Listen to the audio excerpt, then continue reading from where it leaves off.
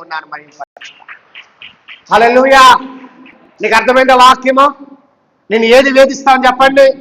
భయము వేధిస్తా ఉంది. భయం ఏ రీతిగా వేధిస్తా ఉంది? సిద్ధపడిపోతున్నా, నీ దేవుడు ఏం చేశాడు?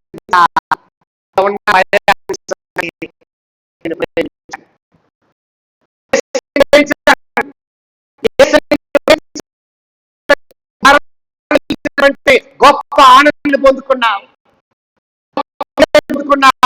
ఎవరి వల్ల సాధ్యమైంది? దేవుని వల్ల సాధ్యమైంది. ఆ అనుభవాన్ని నువ్వు సంపాదించుకుంటే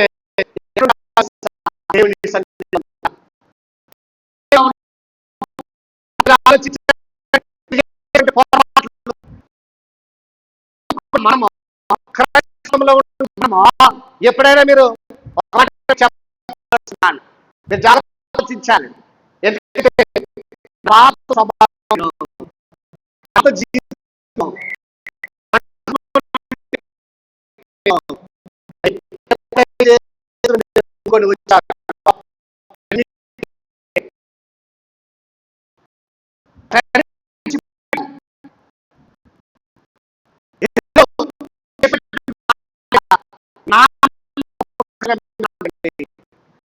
ఉండకూడదు, ఉండకూడదు. నామమాత్ర పక్షులు అంటే ఏంటి తెలుసా? మిమ్మల్ని పిలవాలన్నా, యేసే మీ జీవితానికి విడుదలిస్తే, యేసే మీ జీవితాన్ని అద్భుతంగా మలిస్తే మిమ్మల్ని పిలవాలన్నా, మీరు పిలవబడినటువంటి క్రైస్తవులుగా మీరు ఉండగలిగితే, దేవుడు మిమ్మల్ని పిలిస్తే స్వయంగా ఆయనకి మీరు కృతజ్ఞులుగా ఉండాలి, ఆయనకి మీరు నమ్మకస్తులుగా ఉండాలి. కానీ మనం ఏం చేస్తున్నాం తెలుసా? దేవుడు మనల్ని రక్షించాడు, దేవుడు మనల్ని కాపాడాడు, దేవుడు మనకి అద్భుతమైన జీవితాన్ని ఇచ్చాడు. ఆయన్ని మీరు విడిచిపెట్టి ఆయనకి మనం లోబడకుండా నువ్వేం చేస్తున్నావు తెలుసా? నన్ను పిలవలేదులే అనుకుంటున్నా. దేవుని సన్నిధికి రావడానికి మనం ఆయత్తపరచబడాలి, ఆయన కోసం మనం సిద్ధపడాలి. మనం ఎలాంటి క్రైస్తవులుగా ఉన్నాం తెలుసా? మన యొక్క మైండ్లో ఎలాంటి క్రైస్తవత్వం తెలుసా? మన హృదయంలో ఎలాంటి క్రైస్తవత్వంగా ఉన్నాం తెలుసా? మనం వెళ్దాంలే, ఆ టైంకి వెళ్దాంలే, ఆ సమయానికి దేవుని వాక్యాన్ని విందాంలే. ఇది నీ జీవితంలో ఉంటే అపవాది ఎప్పుడు నిన్ను బలహీనపరుస్తూనే ఉంటాడు. అపవాది ఎప్పుడు నిన్ను బలహీనపరుస్తూ నీ జీవితంలో విజయం లేకుండా నిన్ను బంధిస్తూనే ఉంటాడు, నిన్ను వేధిస్తూనే ఉంటాడు. కనుక మన నామమాత్రపు క్రైస్తవులుగా ఉండకూడదు. దీన్ని మనం ఇంకో పదంలో వాడతాం, మొక్కుబడి క్రైస్తవులుగా ఉండకూడదు. ఎలాంటి క్రైస్తవులుగా ఉండకూడదు? మనము మొక్కుబడి క్రైస్తవులుగా ఉండకూడదు. మొక్కుబడి క్రైస్తవులు అంటే ఏంటి తెలుసా? పండుగలకు మనము ఏదో మంచి దినాలు వచ్చినప్పుడే నువ్వు దేవుని దగ్గరికి రాగలిగితే అది నీకు ఆశీర్వాదం కాదు, అది నీకు దీవెన కాదు. దేవుణ్ణి ప్రతిరోజు మనం కొనియాడాలి. ఎందుకో తెలుసా? దేవుడు ఇంత గొప్ప జీవితాన్ని నాకు ఇచ్చాడు, ఇంత ఉన్నతమైన జీవితాన్ని ఇచ్చాడు. మీకు తెలుసో తెలియదు, నేను చెప్తున్నాను మళ్ళీ. నేను 2014 సంవత్సరంలో నేను కూర్చొని ఏం చేశాను తెలుసా? కొన్నిసార్లు చాలా భయంతో, మరణ భయంతో కొన్ని రోజులు, కొన్ని సంవత్సరాలు నేను వేదన పడిన రోజులు ఉన్నాయి. చీకటి అంటే భయం, యాక్సిడెంట్ అంటే భయం, ఎవరిని మరణిస్తే భయం, వాళ్ళ దగ్గరికి వెళ్ళలేను. నేను లోపల వాటిని పెట్టుకొని కుమిలిపోయిన రోజులు ఎన్నో ఉన్నాయి 2014 సంవత్సరంలో. ఎక్కడికి పోయేవాడిని కాదు, పగలంత ధైర్యంగా ఉన్నా కానీ నాకు తెలియకుండా నా లోపల ఏం కలిగింది తెలుసా? మరణ భయం కలిగింది. చెమటలు పట్టేవి, నిద్ర వచ్చేది కాదు, కానీ ఎవరికి చెప్పుకునేవాడిని కాదు. లేచి ఏం చేశాను తెలుసా? ప్రభుని మనం ప్రార్థన చేసుకునేది, బైబిల్ పక్కన పట్టుకొని ప్రార్థన చేసేటటువంటి వాడిని. ఇలాంటి పరిస్థితి మధ్యలో ఒకరోజు ఏం చేశాను తెలుసా? ఒకరోజు నేను కూర్చొని ఉన్నా, మా ఇంట్లో కూర్చొని బైబిల్ చదువుతున్నాను. బైబిల్ చదువుతున్నప్పుడు ఎంత తీవ్రతగా నేను ఆవేదన చెందానంటే, ఎంత తీవ్రతగా నేను వేదన పడ్డానంటే, ఇంత గొప్ప పరిచయం చేయడానికి, ఇంత కఠినంగా దేవుని వాక్యాన్ని ప్రకటించడానికి ఎందుకు పూనుకున్నాను తెలుసా? ఇంత వైరాగ్యము క్రీస్తులో ఉండడానికి కారణం ఏంటి తెలుసా? మీరు అర్థం చేసుకోవాలి. 10 మందికి వెళ్ళి దేవుని వాక్యాన్ని సువార్త నలుమూలా ప్రకటించడానికి కారణం ఏంటి తెలుసా? ఆ రోజు నేను మరణ భయంతో చాలా వేదన పడ్డాను, చాలా భయపడుతున్నాను. ఇలాంటి పరిస్థితుల్లో ఒకరోజు దేవుని దగ్గర నాకు బాగా గుర్తుంది, 2014 సంవత్సరంలో దేవుని దగ్గర నేను అడుగుతున్నాను, ప్రభా నేను ఏం చేయాలి ప్రభా, నా పరిస్థితి ఏంటి ప్రభా, నా హృదయం ఎంత వేధిస్తా ఉందంటే, ఎంత వేదన పడుతుందంటే, అప్పుడు నేను దేవుని యొక్క మాట నేను వినగలుగుతున్నాను. దేవుడు చెప్తున్న మాట ఏంటి తెలుసా, నీవు నా కోసము 40 దినములో ఉపవాసం కలిగి ఉంటావా. మొట్టమొదటిసారి నేను దేవునికి నా యొక్క హృదయాన్ని ఇచ్చి, నా యొక్క మనసునిచ్చి, నా సమస్యని చెప్పి నేను దేవుని దగ్గర అడిగినప్పుడు ఆయన నా కోసం 40 దినాలు ఉపవాసం ఉంటావా. ఎంత నిష్టగా, ఎంత భక్తిగా ఆ 40 దినాలు నేను ఉపవాసం ఉన్నాను తెలుసా. దేవుడు నాలో ఉన్నటువంటి భయాన్ని తొలగించాడు. నీలో ఉన్న భయాన్ని కూడా దేవుడు తొలగించాడు. గడిగా చేపలు కూడా దేవుడు నా మహిమపరచుదా. హల్లెలూయా. ఎప్పుడైతే మనము ఒక్కడు నమ్మకమైన క్రైస్తవుడిగా మీరు జీవించుడండి,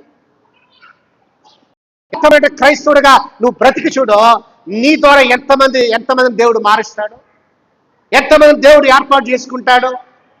కాబట్టి మనము మొక్కుబడి క్రైస్తవులుగా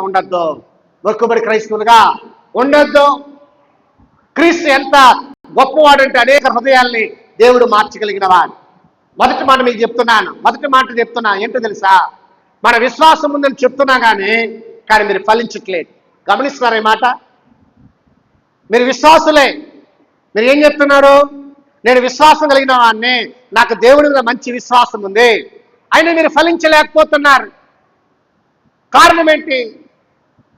వాక్యం చూద్దాం. మత్తయి సువార్త 7వ అధ్యాయము ఒకసారి మాట చదవండి. మత్తయి సువార్త 7వ అధ్యాయము 21 నుంచి 23 వచనాలు చదువుదామా. మత్తయి సువార్త 7వ అధ్యాయము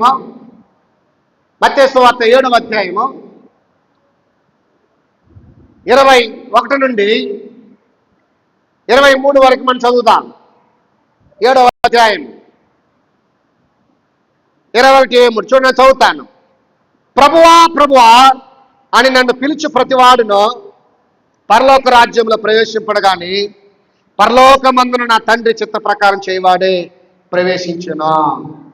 ఆ దినమున అనేకులను చూచి, ప్రభువా మేము నీ నామమును ప్రవచింపలేదా, నీ నామమును దయ్యమును వెళ్ళగొట్టలేదా, నీ నామమును అనేకమైన అద్భుతములు చేయలేదా అని చెప్పుదురు.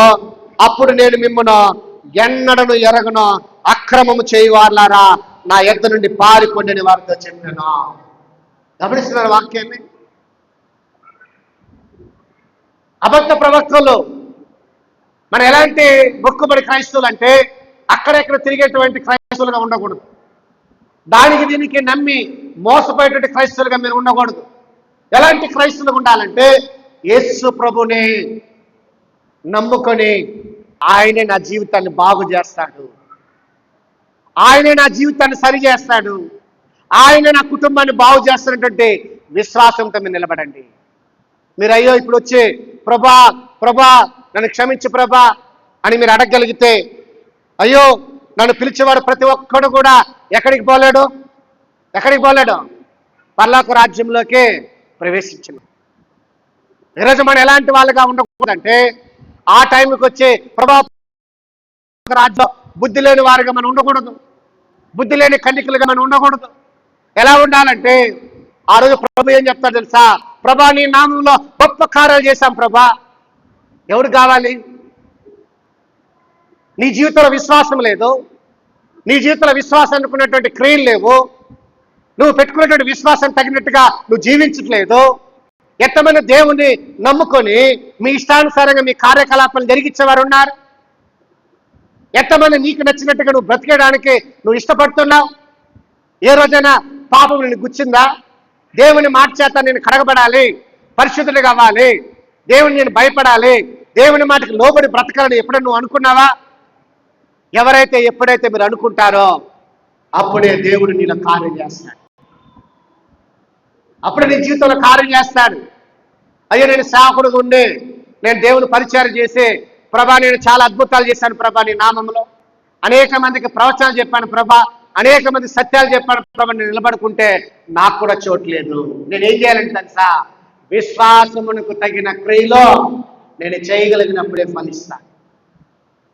ఈరోజు నీకు నాకు విశ్వాసం ఉంటే ఎవరి మీద ఉండాలి? దేవుని మీద ఉండాలి. ఎందుకు ఈ మాట చెప్తున్నాను తెలుసా? విశ్వాసము నీలో ఉండగలిగితే అది నీలో కార్యసిద్ధి కలగజేస్తుంది, నీ కార్యాన్ని జయింపజేస్తుంది. యేసుప్రభు అందరు చదివారు కదా, యోహాను సువార్త 17వ అధ్యాయంలో యేసుప్రభు ఏం చేశాడు తెలుసా? తన తండ్రి దగ్గర అడుగుతున్నాడు. ఏమని అడుగుతున్నాడు తెలుసా? ప్రభా, నువ్వు నాకు ఇచ్చావు చూసావా, నువ్వు ఎవరైతే నాకు ఇచ్చావో, ఎవరినైతే నాకు ఇచ్చావో వారి కొరకు నేను ప్రార్థన చేస్తున్నాను. వారు మాత్రమే నా వారై ఉన్నారు, నా వారైన అందరూ నీ వారై ఉన్నారు ప్రభని దేవుడు అక్కడ యేసుప్రభు స్వయంగా తన తండ్రితో మాట్లాడుతున్నాడు. ఈరోజు మనం ఎలా ఉండాలంటే, నీవు ప్రభా ప్రభా అని పిలిచినంత మాత్రాన నువ్వు ఒక రాజ్యానికే వెళ్ళలేవు. ఏం చేయాలి? ఆ విశ్వాసంగా నువ్వు బ్రతకగలుగుతున్నావు లోకంలో. ఎప్పుడైతే నువ్వు బ్రతకడానికి నువ్వు ఇష్టపడతావో అప్పుడే దేవుని నువ్వు దర్శించగలవు, అప్పుడే దేవునితో మాట్లాడతాడు. తీతుకు రాసిన పత్రిక 1వ అధ్యాయము 16వ వాక్యంలో చెప్పబడుతుంది చూడండి. తీతుకు రాసినటువంటి పత్రికలో ఒక అద్భుతం మాట చెప్పబడుతుంది. 1వ అధ్యాయము 16వ వాక్యంలో కనబడుతుంది. దేవుణ్ణి ఎరుగుదమని వారు చెప్పుకొందరు గాని అసహ్యులను అవిధేయులను ప్రతి సత్కార్య విషయము భ్రష్టులై ఉండి తమ క్రియల వలన ఆయనను ఎరగమనంటున్నారు. దేని వల్ల మనం ఎరగలేదంటున్నామో? మన క్రియల వల్ల. నాకు దేవుడు తెలియదండి, మనందరూ విశ్వాసంలే కదా, కానీ దేవునికి ఎంతమంది భయపడుతున్నారు? వాక్యానుసారంగా ఎంతమంది జీవించడానికి ఇష్టపడుతున్నారు? మీకు మళ్ళీ చెప్తున్నాను, చాలా సందర్భాలు చెప్తున్నాను. దేవుని వాక్యానికి లోబడితే మీరు నామమాత్రపు క్రైస్తవులుగా ఉండద్దండి, పండగ క్రైస్తవులుగా ఉండద్దండి, మొక్కుబడి క్రైస్తవులుగా ఉండద్దండి. పోనీ మీరు ఎప్పుడైనా అడిగారా? మీరు ఎప్పుడైనా మీ ఇంట్లో గృహప్రవేశం చేసినప్పుడు పాలు పొంగిచ్చారు కదా, ఎందుకు పాలు పొంగించాలో మీరు అడిగారా? అడిగి చూడండి ఎప్పుడైనా. పోనీ ఒకసారి గూగుల్ కొట్టి చూడండి, ఇంట్లో ఎందుకు పాలు పొంగించాలని ఎప్పుడైనా అడిగి చూడండి. తెలియదు. వాళ్ళు చేస్తున్నారు, మనం కూడా ఏం చేయాలి. వేల వాళ్ళు మీకు చేతబడి చేశారు. ఏం చేశారు? చేతబడి చేస్తే ఏం చేస్తావు తెలుసా? నువ్వు చనిపోయేంత వారికి భయంతోనే బ్రతుకుతావు. చనిపోయేంత వరకు ఎలా బ్రతుకుతావు? నువ్వు చాలా భయంతో బ్రతుకుతావు. ఎప్పుడు తెలుసా? విశ్వాసం లేకపోతే నువ్వు భయంతోనే బ్రతుకుతావు. కొద్దిమంది వాస్తుని చూస్తుంటారు. ఎవరిని మనం ఎక్కువగా ఎవరికి భయపడతాం తెలుసా? వాస్తు అంటే అష్టదిగ్గజాలం అంటారు. అష్టదిగ్గజాలం అంటే ఏంటి తెలుసా? 8 మంది కలిస్తే వాస్తు. తెలియదు మనకి 4 దిక్కులు ఉంటుంది. 4 దిక్కుల్లో 4 సైడ్ కూడా ఏముంటుంది తెలుసా? ఇంకొక దిక్కు వస్తుంది. మొత్తం 4 + 4 8. ఆ 8ని అష్టదిగ్గజాలం అంటారు. అష్టం అంటే 8. నువ్వు వాస్తును పాటించాలంటే ఎంతమంది దేవుడిని మీరు మొక్కాలి? వాస్తును పాటించాలంటే ఎంతమంది దేవుడిని మీరు మొక్కాలి? 8 మంది దేవుడిని మొక్కాలి. కానీ యేసు ప్రభు దానికన్నా గొప్పవాడు. ఒకే ఒక్క దేవుడు నీ జీవితాన్ని మార్చగలిగిన వాడు. హల్లెలూయా! ఒకే ఒక్క దేవుడు నీ జీవితాన్ని మార్చగలడు.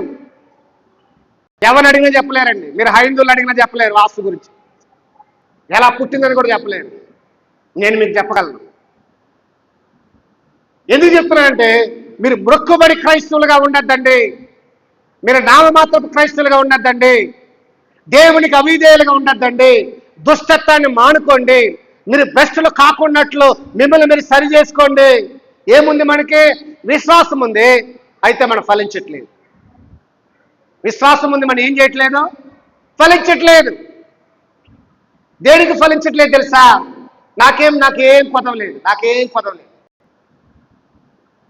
ఈరోజు గుర్తుపెట్టుకోండి, నాకేమి పదం లేదన్న వాళ్ళు కూడా ఈరోజు దిక్కులేని పరిస్థితుల్లో ఉన్నారు ఎంతో మంది. హల్లెలూయా!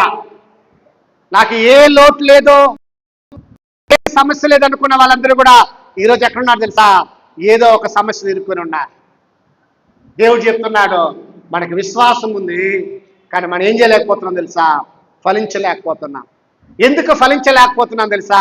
ప్రభుని పిలుస్తున్నాం, కానీ పరలోక రాజ్యాన్ని చేరేటువంటి అర్హతను మనం సంపాదించుకోలేకపోతున్నాం. ఎందువల్ల సంపాదించుకోలేకపోతున్నాం తెలుసా? దానికి తగిన క్రియలు మనం చేయలేకపోతున్నాం. ఈరోజు అబ్రహాము వాగ్దాన దేశాన్ని అనుభవించాడా? మీరు చెప్పండి. అబ్రహాము కానీ దాని తర్వాత వచ్చినటువంటి వారు కానీ ఏ ఒక్కరు కూడా 400 సంవత్సరాలు వచ్చినటువంటి ఏ ఒక్కరు కూడా వాగ్దాన దేశాన్ని అనుభవించలేకపోయారు. దాని తర్వాత వచ్చిన వాళ్ళు దేవుని వాగ్దాన దేశం అనుభవించగలిగారు. కనుక ఈరోజు మొదటి విషయం గుర్తుపెట్టుకోండి, మనం మొక్కుబడి నామమాత్రపు క్రైస్తవులుగా మీరు బ్రతకొద్దు. అది బ్రతికితే మీ జీవితానికి అది ఆశీర్వాదము కానే కాదు. మనం ఎలా ఉండాలి తెలుసా? విశ్వాసముతో కూడినటువంటి క్రియలను కార్యాలు మనం చేసేటువంటి వారికి ఉండాలి. రెండో మాట మీకు చెప్తున్నాను, మనకేమిటంటే మనకు కొన్నిసార్లు ఈరోజు అనేకమైన రుగ్మతలు వచ్చాయి. రుగ్మతలు అంటే ఏంటి తెలుసా? అనారోగ్య కార్యాలు. ఆధ్యాత్మికంగా మరణిస్తున్నాం మనం. ఆధ్యాత్మికంగా ఒకసారి ప్రకటన గ్రంథం చూడండి. ప్రకటన గ్రంథం తెరవండి. ప్రకటన గ్రంథము 3వ అధ్యాయము 1వ వాక్యంలో కనబడుతుంది. ప్రకటన గ్రంథము 3వ అధ్యాయం 1వ వాక్యంలో ఏ సంఘం గురించి రాయబడిందంటే సార్దీసు సంఘం గురించి రాయబడ్డాయి. అంటే 5వ సంఘము. మొత్తం 7 సంఘాలు ఉంటే ఆ 7 సంఘాల్లో 5వ సంఘం పేరు ఏదంటే సార్దీసు సంఘం. సార్దీసు సంఘం గురించి ఏమంటున్నాడంటే ఒక మాట కింద చూడండి. దేవుడు 7 ఆత్మలను గలవాడు చెప్పు సంగతులు ఏమనగా, నీ క్రియలను నేను ఎరుగుదును. ఏమనగా, జీవించుచున్నామన్న పేరు మాత్రమే ఉన్నది, కానీ నీవు మృతుడివే.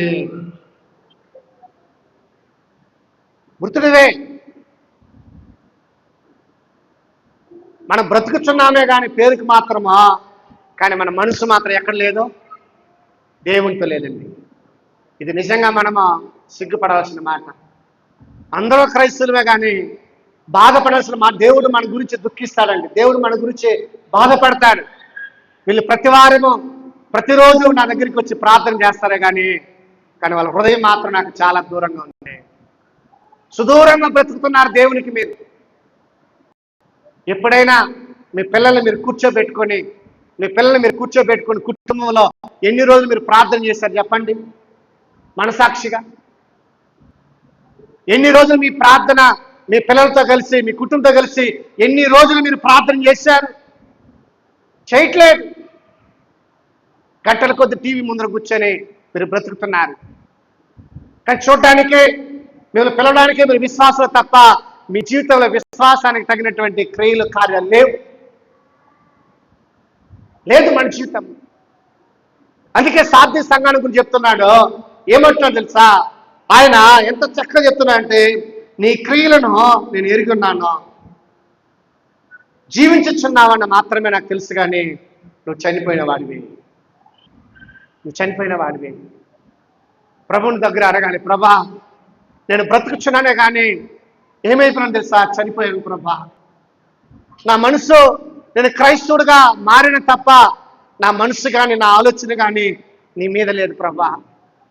నేను రోజు చర్చికి వస్తున్నాను కానీ నీ వాక్యాన్ని నేను ఎప్పుడు కానీ భయంతో నా హృదయంలో భద్రపరచుకోలేదు ప్రభా. నేను ఎలా ఉన్నాను తెలుసు? నాకు అర్థమవుతోంది, నేను మృక్కుబడి క్రైస్తవుడుగానే ఉన్నాను. నేను చెప్పుకుంటున్నాను మా తాత మా నాన్న అందరూ క్రైస్తవులని అనుకుంటున్నాను తప్ప నేను నిజంగా క్రైస్తవుడిగా మారలేదు ప్రభా. నాకు ఒక అవకాశం ఇవ్వు, నేను క్రైస్తవుడిగా మారడానికి, నిజమైనటువంటి యథార్థమైన క్రైస్తవుడిగా మారడానికి. కనుక ఇది గుర్తుపెట్టుకోండి, నువ్వు జీవంలో ఉన్నావే తప్ప నువ్వు మరణించలేదు తప్ప, కానీ నీ జీవితము మరణ పాత్రలో ఉంది. అదే అంటున్నాడు. ఇది ఎలాంటిదంటే, మన ఆధ్యాత్మికంగా ఉన్నాం కానీ, సంఘంలో సభ్యులుగా ఉన్నాం కానీ, సంఘంలో విశ్వాసంగా ఉన్నాం కానీ లాభం ఏంటి చెప్పండి? ఇప్పుడు మీరందరూ సంఘంలో విశ్వాసులే, మనందరం కూడా. కానీ హృదయం బాగలేదే, నీ మనసు బాగలేదే. నీ మనసు బాగలేకపోతే దేవుడు నీ హృదయాన్ని ఎలా చూస్తాడు? ఎలా నీ ప్రార్థన వింటాడు? క్రైస్తవుడు అంటే ఏంటో తెలుసా? క్రైస్తవుడు అంటే ఎన్ని శ్రమలు వచ్చినా ఎన్ని శోధనలు వచ్చినా వాటిని తట్టుకొని నిన్ను వల్లే నీ పొరుగు వారిని ప్రేమించిన వాడే నిజమైన క్రైస్తవుడు కాగలవు. నిన్ను వల్ల నీ పొరుగు వారిని ప్రేమించినప్పుడే నువ్వు గొప్ప క్రైస్తవుడు కాగలవు. ఈరోజు మహాత్మా గాంధీ ఎందుకు యేసు ప్రభువుని లైక్ చేస్తారో తెలుసా?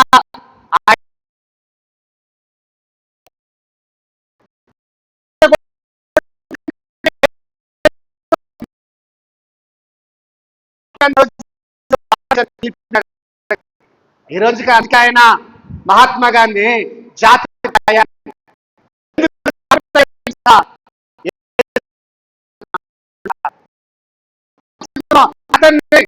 ఏం చేసింది తెలుసా?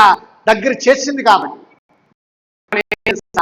నువ్వు సజీవుడిగా ఉన్నావే తప్ప, కానీ నువ్వు జీవించి ఉన్నావే తప్ప నీ లోపల ఏమైపోయినా తెలుసా? మరణించావు. నువ్వు ఆధ్యాత్మికంగా చనిపోయావు. దేవునికి యథార్థమైనటువంటి భక్తి నీ జీవితంలో లేదు. నువ్వు మరణించేశావు. నీకు అనిపిస్తే మళ్ళీ చెప్తున్నాను, ప్రభా నేను ఊరికినే బ్రతికినట్టుగా ఉన్నాను తప్ప నా జీవితంలో జీవం లేదు. నా జీవితంలో ఏం లేదు? జీవం లేదు.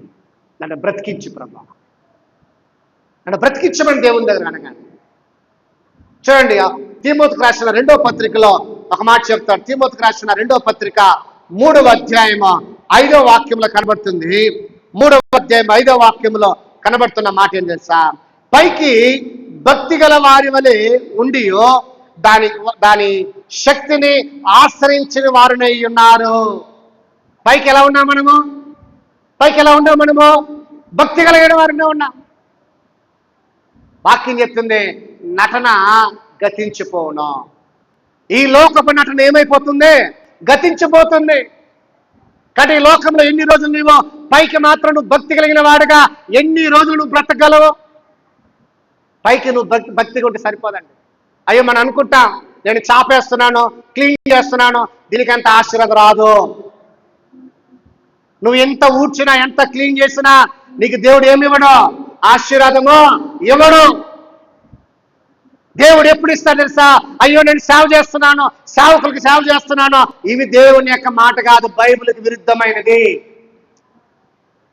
బైబిల్ చెప్పేది ఏంటో తెలుసా? నీవు నాకు యథార్థమైన భక్తిని కనబరచు, నీవు నాకు భక్తిపరుడుగా ఉండు, అంతే తప్ప నాకు నీవు భక్తిపరుడుగా ఉండద్దు.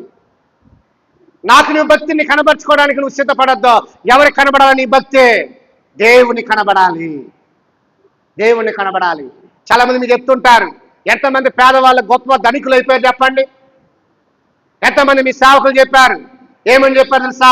నేను ఆ డబ్బులు సంపాదించాను, అంత సంపాదించాను. ఒక పేదవాడు ఉన్నతమైన స్థితికి రాగలిగినప్పుడే నువ్వు చెప్పాలి సాక్షిగా. సేవకులు కార్లు సంపాదించుకునేది కాదు, సేవకులు ఉన్నతమైన స్థితిలో ఉండేది కాదు. ఒక సంఘములో చర్చిలో ఎంతమంది పేదవాళ్ళు ధనవంతులు అయ్యారు చెప్పండి? ఏ సంఘంలో కనబడరు, ఏ సంఘంలో కనబడరు. కానీ మీరు ఏం చేస్తారో తెలుసా? మనం పిచ్చోళ్ళం కాబట్టి ప్రతి మాట మనం నమ్మేస్తుంటాం. మీరు ఆశీర్వాదం పొందాలంటే ఆ ఆశీర్వాదం తగినటువంటి క్రియలు మీరు చేసినప్పుడే దేవుడు నిన్ను ఆశీర్వదిస్తాడు.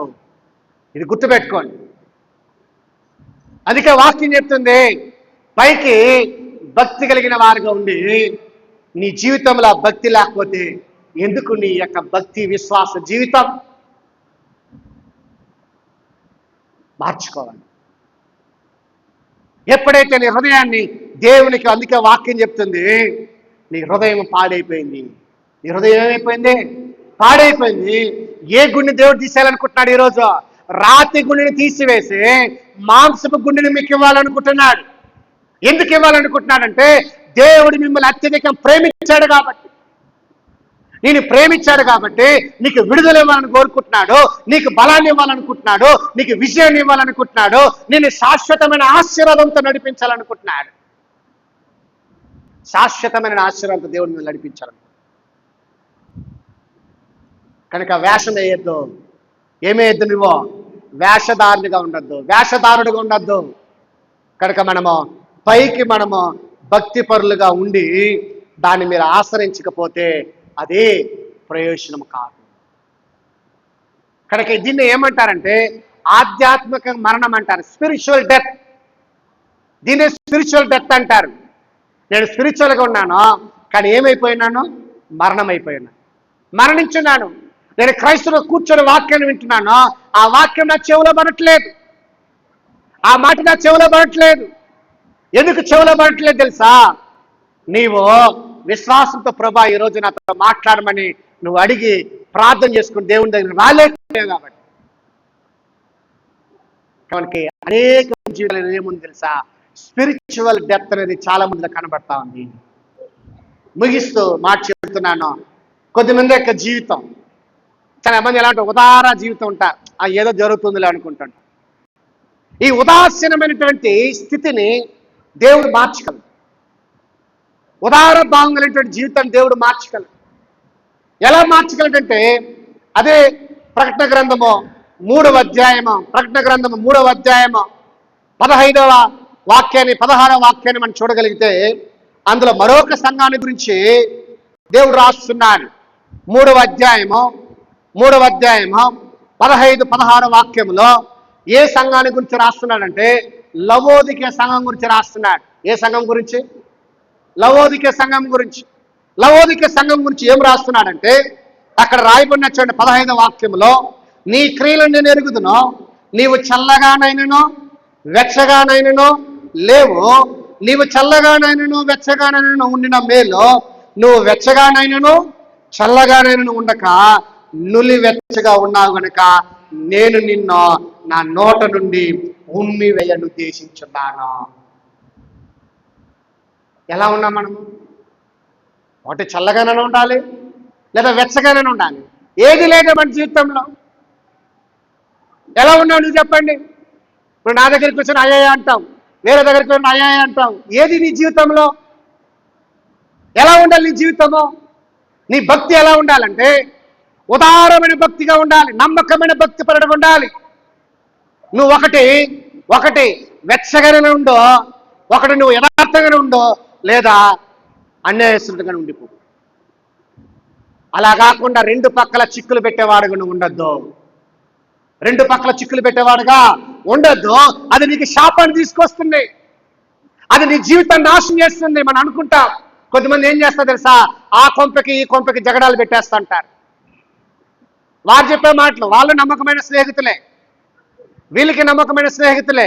కానీ అక్కడ చెప్పే మాటలు ఎక్కడ చెప్తారు? ఇక్కడ చెప్పేస్తారు. ఇక్కడ చెప్పే మాటలు ఎక్కడ చెప్తారు? అక్కడ చెప్తారు. ఇప్పుడు ఏమైపోతుంది చెప్పండి? నీతో ఉన్న వాళ్ళు నమ్మకమైన స్నేహితులు అవుతారా? అవరు. ఒక సమస్య ఎక్కడ పెరుగుతుందో తెలుసా? ఇక్కడ మాటలు అక్కడ, అక్కడ మాటలు ఇక్కడ చెప్పడం వల్ల పెరిగేదే సమస్య. ఇది ఎలాంటి సమస్య తెలుసా? మీ జీవితాన్ని ప్రభావితం చేస్తుంది. అందుకే వాక్యము లవోదిక సంఘాన్ని చెప్తున్నాడు. ఈ సంఘం ఎలా ఉండాలి తెలుసా? నువ్వు వెచ్చగానే ఉండు, లేదా చల్లగానే ఉండు. అయితే నులి వెచ్చగా ఉండొద్దు, నువ్వు మధ్యలో ఉండద్దు. నువ్వు అటైనా ఉండు, ఇటైనా ఉండు. వాక్యం చెప్తుంది, జాగ్రత్తగా ఉండండి. మీ జీవితంలో మీరు అనుకుంటున్నారు నేనేదో అలా ఇలా ఉంటే సరిపోతుంది, వాళ్ళ పక్క వీళ్ళ పక్క న్యాయం చేస్తే సరిపోతుంది అనుకుంటున్నారు. ఇది ఏ రోజు కూడా చల్లదో. వాక్యము ఖచ్చితంగా చెప్తుంది, నీ జీవితంలో నీవు మేలులు పొందుకోవాలంటే నీవు దేవుని దృష్టిలో యథార్థవంతుడిగా బ్రతకాల్సిందే. యథార్థవంతుడిగా బ్రతకాల్సిందే. అప్పుడే నిలబడగలుగుతాం. ఈరోజు క్రైస్తవుల గురించి ఎంత వెక్కిరించి మాట్లాడుతున్నా తెలుసా? క్రైస్తవుల గురించి ఎంత చీప్గా మాట్లాడుతున్నా తెలుసా? మీకు తెలుసో తెలియదు కానీ ఈ రోజు క్రైస్తవులు అంటే ఎలాంటి తెలుసా? ఆ రోజు క్రైస్తవులు వేరు, ఈ రోజు క్రైస్తవత్వం వేరు. ఆ రోజు క్రైస్తవులు ఎలాంటి వాళ్ళు తెలుసా? నడకతో ఎక్కడో నుండి వచ్చి దేవుని పరిచయం చేయడానికి నిలబడ్డారు. ఈ రోజు సుఖంగా దేవుని మీకు ఆలయాన్ని ఇచ్చాడు, వాక్యాన్ని ఇచ్చాడు, అన్ని ఇచ్చినప్పటికీ కూడా వాటిని కాపాడుకునే స్థితి నీ జీవితంలో లేదు. మీ జీవితంలో లేదని దేవుని కోసం నిలబడి చూడండి. దేవుడు మీ జీవితం చేయకపోతే, దేవుడు మీ జీవితంలో గొప్ప కార్యం చేయకపోతే అడగండి, అన్ని కట్టిపెడేయండి. విశ్వాసం ఉండి చూడండి. మీ పిల్లల్ని మీరు పాడు చేస్తున్నారు.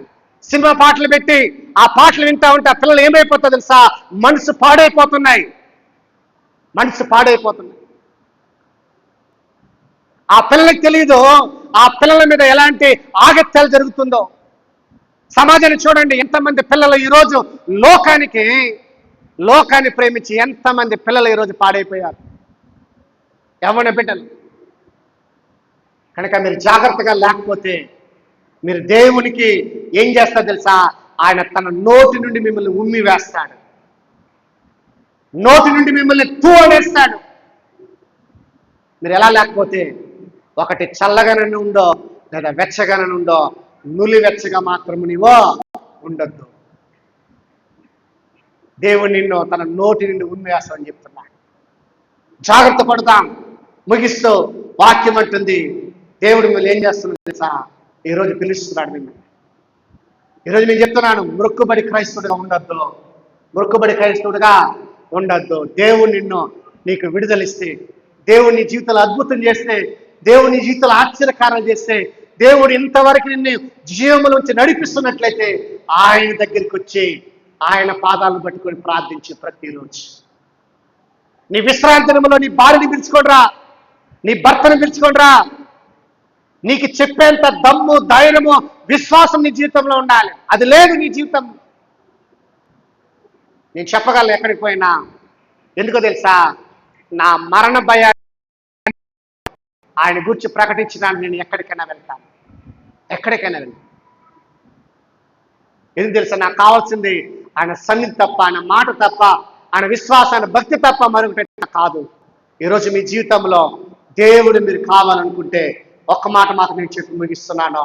2వ కొరింథీయులకు రాసిన పత్రిక 13వ అధ్యాయము, 2వ కొరింథీయులకు రాసిన పత్రిక 13వ అధ్యాయము 5వ వాక్యాన్ని మనము చదువుతాం. ఆ మాట చూడండి. 5వ వాక్యంలో, మీరు విశ్వాసము గలవారై ఉన్నారో లేదో మిమ్మల్ని మీరే శోధించుకొని చూచుకొనిడి, మిమ్మల్ని మీరే పరీక్షించుకొనిడి. మీరు భ్రష్టులు కాని ఎడల యేసుక్రీస్తు మీలో ఉన్నాడని మిమ్మల్ని గుర్చే మీరు ఎరుగురా. హల్లెలూయా. ఎంత గొప్ప మాట చూడండి. పౌలు చెప్తున్నాడు. ఈరోజు మిమ్మల్ని అడుగుతున్నాను, దేవుని ప్రియ సంగమా, మీరు విశ్వాసము గలవారుగా ఉన్నారో లేదో మిమ్మల్ని మీరు ఏం చేసుకోండి?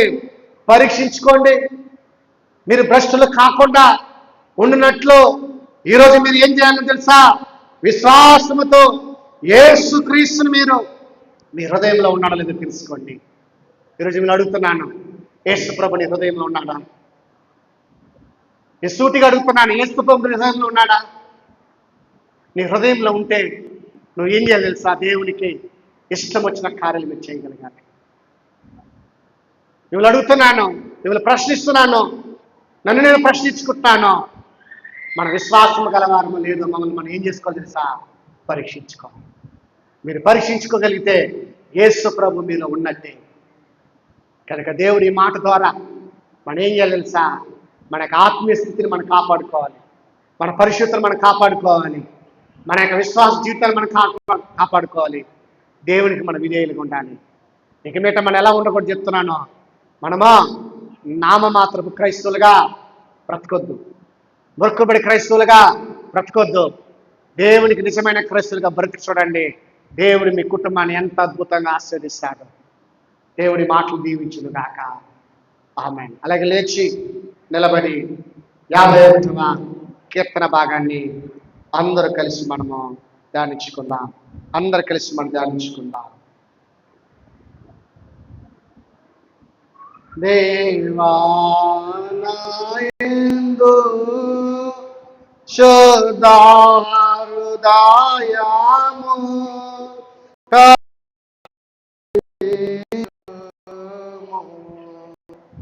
నా అంతరంగములు స్థిరమైన మనస్సును నూతనంగా పుట్టించు.